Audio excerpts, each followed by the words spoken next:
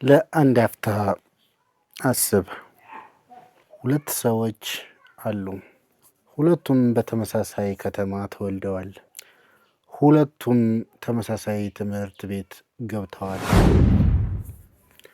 ሁለቱም ተመሳሳይ ችግሮችን አልፈዋል። ነገር ግን ከ10 ዓመታት በኋላ አንዱ በተስፋ በእድገትና በሰላም ይኖራል።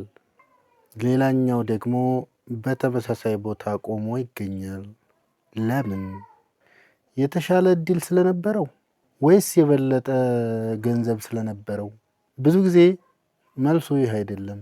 ዋናው ልዩነት የሚጀምረው በማንም ሰው ሊያየው በማይችለው ቦታ ነው፣ በአስተሳሰቡ። አንድ ዘር በአፈር ውስጥ ከመብቀሉ በፊት እንደሚተከል ማንኛውም ትልቅ ለውጥ በአእምሮ ውስጥ ይጀምራል። አስተሳሰብህ ውሳኔዎችህን ይመራል። ውሳኔዎችህ ልማዶችህን ይፈጥራሉ። ልማዶችህ ባህሪህን ይገነባሉ። ባህሪህ ደግሞ ህይወትህን ይቀርጻል። ስለዚህ ዛሬ የምንነጋገረው እጅግ አስፈላጊ ጥያቄ አለ። አስተሳሰቤን ከቀየርኩ ህይወቴም ሊቀየር ይችላል? ይህን ጥያቄ በአንድነት እንመልሳለን። እንኳን ወደ ከፍታ የዩቲዩብ ቻናል በደህና መጣችሁ። ይህ ቻናል ባዶ ማነሳሳት የሚያቀርብ አይደለም። እዚህ የምንጋራው በእውቀት በስነ ምግባርና በተግባር ላይ የተመሰረቱ ሀሳቦችን ነው። ግባችን አንተን ለአንድ ቀን ማነሳሳት ሳይሆን ለረጅም ጊዜ የሚጠቅም የህይወት ለውጥ እንድትጀምር መርዳት ነው። እንግዲህ ዛሬ የምንወያይበት በደንብ ልናየው የሚገባ አንድ ወሳኝ ጥያቄ አለ ማለት ነው። ይህም ጥያቄ አስተሳሰቤን ከቀየርኩ ህይወቴም ሊቀየር ይችላልን የሚል ሲሆን ሁሉም ለውጥ የሚጀምረው ከአስተሳሰብ ነው። አስተሳሰብ ሲባል ምንድን ነው? ህይወታችንን እንዴት ይቀርጻልስ? እነዚህ ሁለት ነጥቦች እናያለን። ብዙ ሰዎች ህይወታቸውን ለመቀየር አዲስ ስራ፣ ብዙ ገንዘብ ወይም ደግሞ የተሻለ እድል እንደሚያስፈልጋቸው ያስባሉ ማለት ነው። እነዚህ ነገሮች ጠቃሚ ሊሆኑ ይችላሉ። ነገር ግን ከነሱ በፊት የሚመጣ አንድ ነገር አለ ማለት ነው። ያ ምንድን ነው? አስተሳሰብ። አስተሳሰብ ማለት ዓለምን፣ ራስህንና ሌሎችን የምታይበት መነጽር ነው። ሁለት ሰዎች አንድ ተመሳሳይ ችግር ሊገጥማቸው ይችላል። አንዱ ይህ መጨረሻዬ ነው ብሎ ያስባል። ሌላኛው ግን ይህ የምማርበት እድል ነው ብሎ ያስባል። ችግሩ ተመሳሳይ ነው ኦልሬዲ። የተለየው ነገር ግን አስተሳሰባቸው ነው። እዚህ ሁለት ሰዎች ማለት ነው። አስተሳሰብ ውሳኔዎቻችንን ይመራል። በእያንዳንዱ ቀን ብዙ ውሳኔዎችን እናደርጋለን። ቶሎ ልነሳ ወይንም ደግሞ ተጨማሪ እንቅልፍ ልተኛ፣ መጽሐፍ ላንብብ ወይስ ሰዓታትን በስልክ ላሳልፍ፣ ችግር ሲመጣ ልሸሽ ወይስ ልጋፈጠው። እነዚህን ውሳኔዎች የሚመራው ብዙ ጊዜ አስተሳሰባችን ነው። አንድ ቀላል ምሳሌ ልስጣችሁ። ሁለት ተማሪዎች ፈተና ወደቁ እንበል። አንደኛው እኔ አልችልም፣ ይህ የኔ መጨረሻ ነው ብሎ ተስፋ ይቆርጣል። ሁለተኛው ደግሞ በበቂ ሁኔታ አላጠናሁም፣ በሚቀጥለው ጊዜ ግን የተሻለ አዘጋጃለሁ ብሎ ያስባል ማለት ነው። ከጥቂት ወራት በኋላ ውጤታቸው ለምን ይለያያል? ምክንያቱም የመጀመሪያው ሰው ውድቀቱን እንደማብቂያ አየው ወይም ደግሞ መጨረሻዬ ነው ብሎ አሰበ። ሁለተኛው ግን እንደ ትምህርት ተቀበለው፣ መማሪያ ያደረገው፣ ለቀጣይ እንደሚያስተካክል ቃል ገባ ማለት ነው። እዚሁ ላይ ይህ እንግዲህ ከእምነታችን ወይም ከእስልምና ሃይማኖት አንጻር ስናየው እስልምናም ሰው የሚሰራው ስራ ከውስጡ እንደሚጀምር ያስተምራል። እስልምና ከውስጥ ከልብ ሊላህ ብሎ መሰራት አለበት፣ ንያ ያስፈልገዋል ማለት ነው። በእስልምናም ስናየው ሰው ስራ የሚሰራው ከውስጡ እንደሚጀምር ወይም ደግሞ ከንያ ከምንለው ከውስጡ እንደሚጀምር ያስተምራል ማለት ነው። ሰው አስተሳሰቡን ወይም ንያውን ወይም ዓላማውን እና ስነ ምግባሩን ደግሞ ሲያስተካከል ተግባሩም በቀስታ ይለወጣል ማለት ነው። ስለዚህ የውጭ ለውጥ ከመጀመሩ በፊት የውስጥ ለውጥ ያስፈልጋል። የውስጥ ኢማጂኔሽን ላይ መስራት አለበት ሰው። አስተሳሰቡ ላይ ሀሳቡ ላይ ሼፕ ማስያዝ አለበት ማለት ነው። ነገር ግን አንድ ጥያቄ ይቀራል። ለምን አንዳንድ አስተሳሰቦች ይገድቡናል?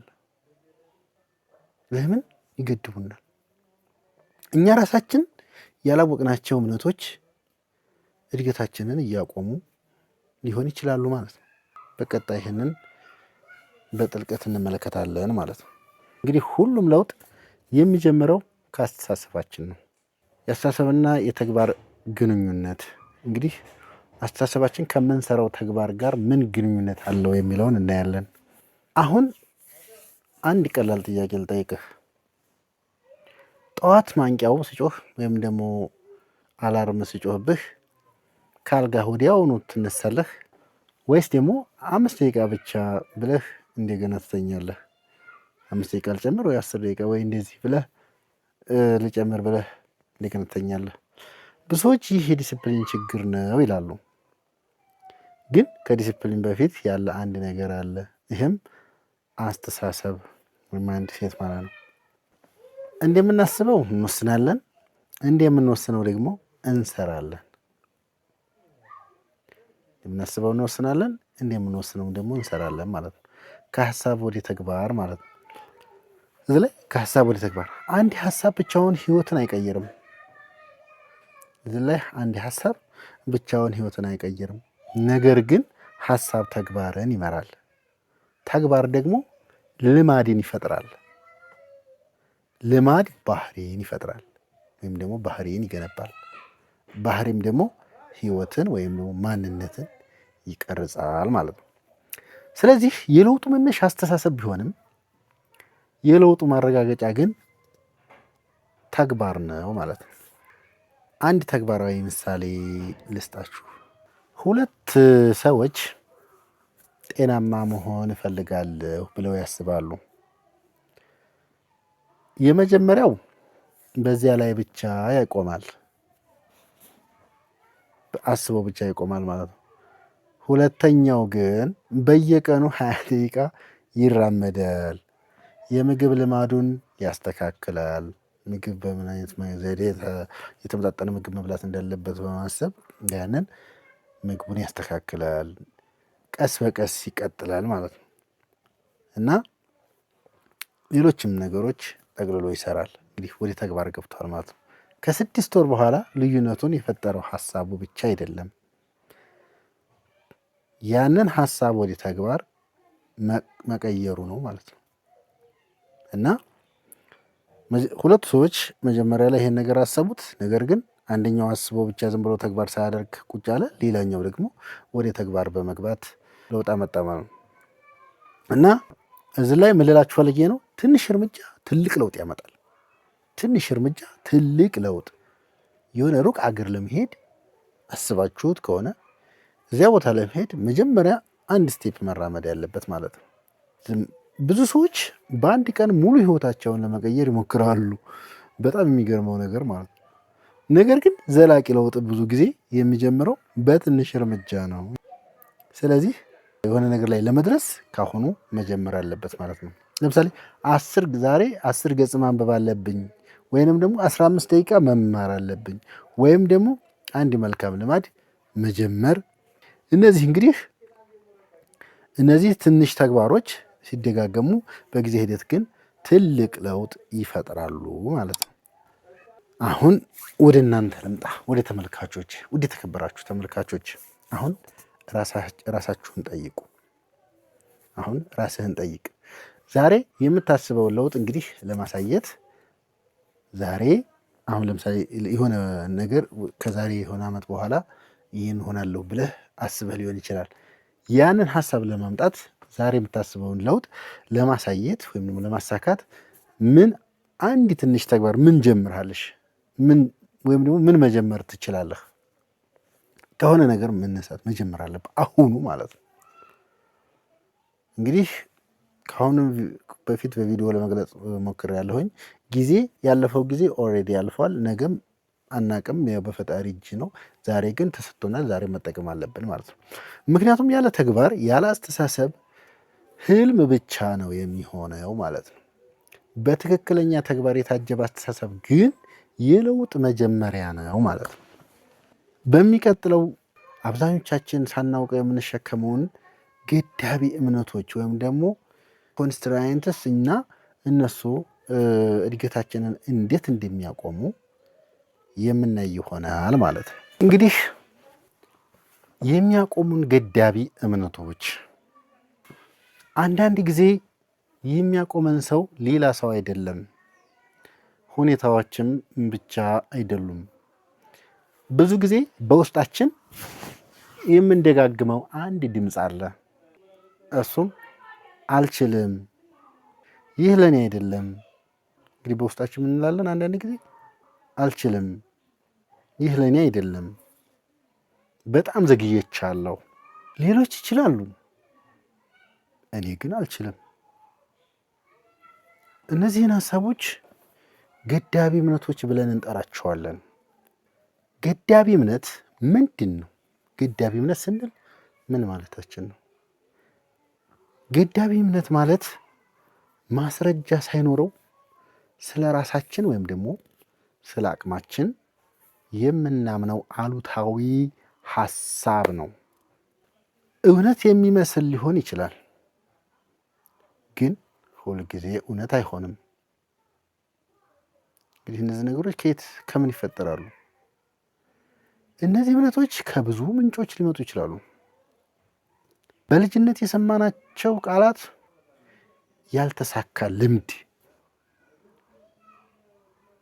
ራሳችንን ከሌሎች ጋር ማወዳደር፣ ተደጋጋሚ ፍርሃት፣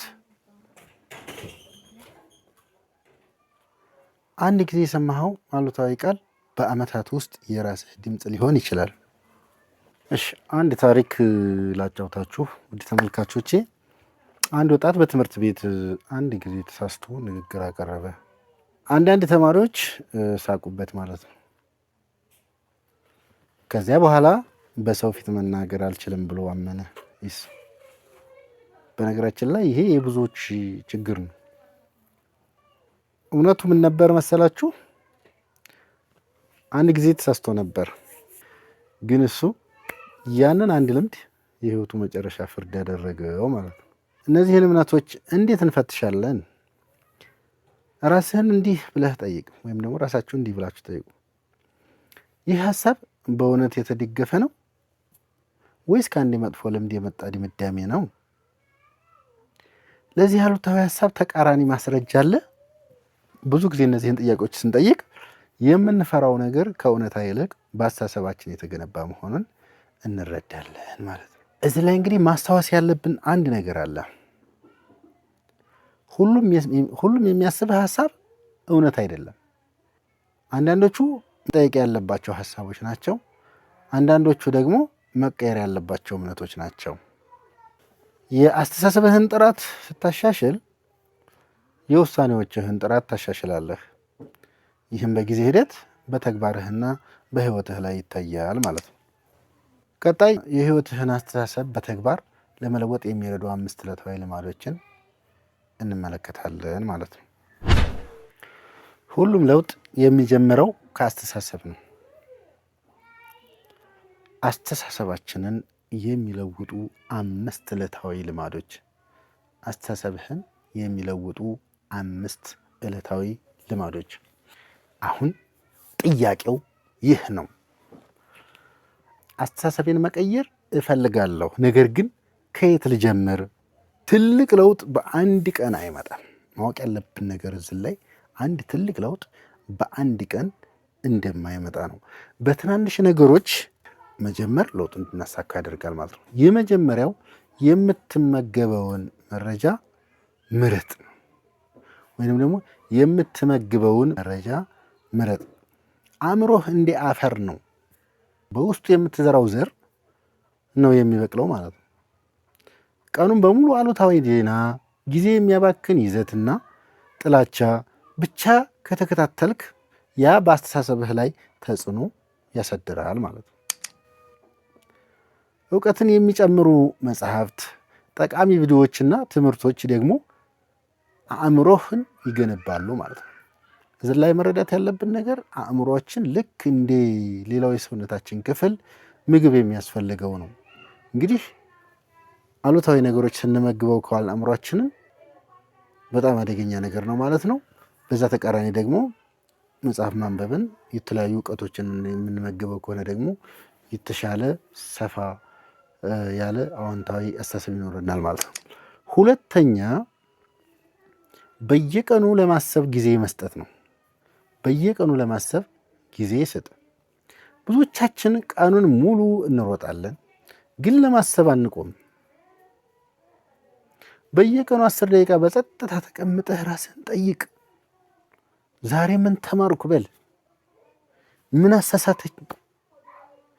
ነገ ምን ማሻሻል እችላለሁ? ይህ ልማድ የራስን ጊዜ በደንብ ያጠናክራል። ሶስተኛ ላይ የምናየው ቃላትህን ተጠንቀቅ። በየቀኑ ለራስህ የምትናገረው ቃል አስፈላጊ ነው። አልችልም ከማለት ይልቅ ገና አልተማርኩትም በል። ለመማር ዝግጁ ሁን ማለት ነው። እዚህ ላይ ለመማር ዝግጁ መሆን አለብህ። ሁልጊዜ እሳሳታለሁ ከማለት ይልቅ ሁልጊዜ እኔ ተሳሳች ነኝ ወይም ደግሞ ሁልጊዜ እኔ እሳሳታለሁ ከማለት ይልቅ ደግሞ ከስተቴ እማራለሁ። መሳሳቴ ምንም ማለት አይደለም፣ ግን ከስተቴ ምን ማድረግ አለብኝ? ግን ከስተቴ እማራለሁ በል። ይህ እውነታን መካድ አይደለም፣ እውነታን በተስፋ ማየት ማለት ነው። አራተኛ ከመልካም ሰዎች ጋር ተቀራረብ። ከምታሳልፈው ጊዜ ብዙውን የምታሳልፈው ሰዎች በአስተሳሰብ ላይ ተጽዕኖ ያሳድራሉ። የሚያበረታቱህ፣ እውነቱን የሚናገሩልህና ወደ በጎ ስራ የሚያበረታቱ ሰዎችን መምረጥ ግድ ነው። እነሱ ሰዎች ያጠናክሩናል ማለት ነው።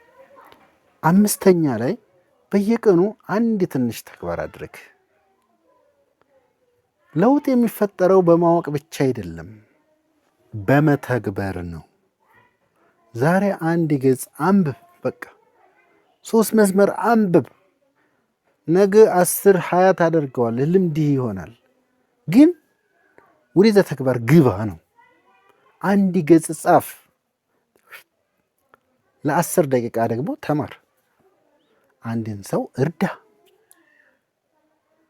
ትንሽ ተግባሮች ሲደጋገሙ ትልቅ ልማዶች ይሆናሉ ማለት ነው። ከዛ አንጻር ነው እዚህ ላይ ጠቅለል ስናደርገው ለውጥ አንድ ትልቅ ውሳኔ ብቻ አይደለም። በየቀኑ የምትወስናቸው ትናንሽ ውሳኔዎች ድምር ውጤት ነው። ዛሬ የምትወስነው አንድ ትንሽ እርምጃ ከ1 ዓመት በኋላ ትልቅ ልዩነት ሊፈጥር ይችላል። አንድ ነጋዴ እንውሰድና ብዙ አይነት ኮሞዲቲዎችን በአንድ ሱቅ አድርጎ ይሸጣል እንበል። ያ ነጋዴ ትንሽ ትንሽ ወይም ደግሞ የተወሰኑ ነገሮችን ካተረፈ በኋላ መጨረሻ ወር ላይ ደግሞ መጨረሻ ዓመት ላይ ሲደምረው ብዙ ትርፍ እንደሚሆነው ሁላ ዛሬ ትንሽ የጀመርካት ስራ ትልቅ ለውጥ በአንተ ላይ፣ በአስተሳሰብህ ላይ፣ በማንነት ላይ ያመጣል ማለት ነው። በሚቀጥለውና በመጨረሻው ክፍል ደግሞ የዛሬውን ትምህርት እናጠናቅቃለን። እንዲሁም ዛሬውኑ መጀመር የምትችለውን ቀላል ተግባራዊ ፈተና እሰጥሃለሁ ማለት ነው። እዚህ ላይ አሁን እንግዲህ ማደማደሚያችን ላይ እየደረስን ነው ማለት ነው። እንግዲህ የ7 ቀን ፈተና ልሰጥህ ነው። ኤ ኮል ቱ አክሽን። እውነት ለመናገር ዛሬ አንድ ትልቅ እውነታን ተምረናል። ህይወትህን በአንድ ቀን ማዞር አትችልም።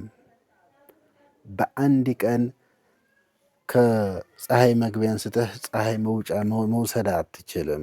ነገር ግን አስተሳሰብህን በአንድ ውሳኔ ብቻ መለወጥ መጀመር ትችላለህ።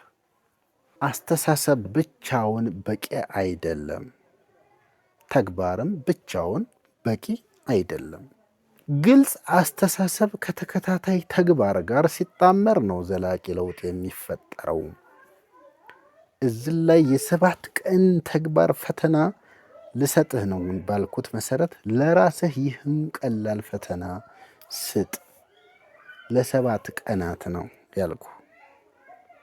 በየቀኑ የ15 ደቂቃ ጠቃሚ ነገር አንብብ። ለ7 ቀን ያክል በየቀኑ 15 ደቂቃ ጠቃሚ ነገር ከመጽሐፍ ሊሆን ይችላል፣ ከኢንተርኔት ሊሆን ይችላል፣ ከተለያየ ነገር ጠቃሚ የሆኑ ብቻ ለ10 ደቂቃዎች አንብብ።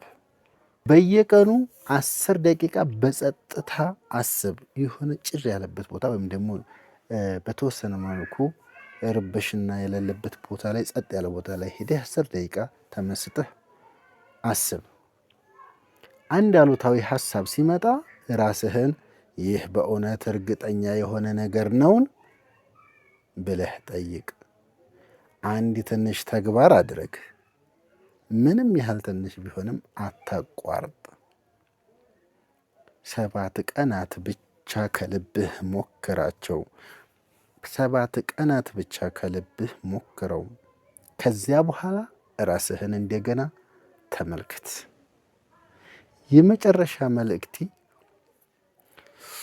የመጨረሻው መልእክቴ ምናልባት ዛሬ የምትፈልገው ህይወት አልተገነባም። ምናልባት ዛሬ የምትፈልገው ህይወት አልተገነባም። ምናልባት አሁንም ችግሮች አሉ። ግን አንድ ነገር አስታውስ ልንገርህ ውድ ወንድሜ፣ ውድ እህቴ፣ ትልልቅ ህንፃዎች በአንድ ቀን አይገነቡም። በየቀኑ የሚቀመጥ አንድ ድንጋይ ነው የሚገነቡት። እንዲሁም ታላቅ ህይወት በአንድ ታላቅ ውሳኔ ብቻ የሚመጣ አይደለም። በየቀኑ በምትወስናቸው ትናንሽ ትክክለኛ ውሳኔዎች ነው የሚገነባው። አንድ ትልቅ ነገር ግብ ስታስቀምጥ ያንን ነገር ወደዛ ነገር የሚወስድ ትንንሽ ነገሮች አሉ። እነዛን ፈጽም ለማለት ያክል ነው።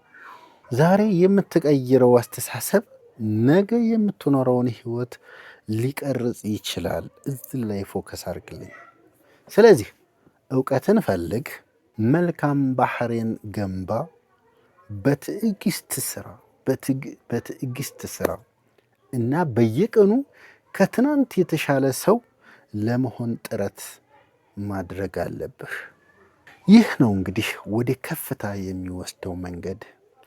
ውድ ተመልካቾቼ ይህ ቪዲዮ ከጠቀማችሁ ለሌሎች እንዲደርስ ሼር አድርጉ። በዚህ ቻናል በየሳምንቱ ህይወታችሁን የሚያሳድጉ ትምህርቶችን እናቀርባለን።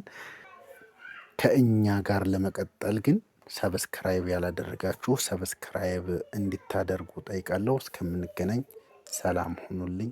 በያላችሁበት ጤና ይስጥልኝ። ሰላም አለይኩም ወራህመቱላሂ ወበረካቱ።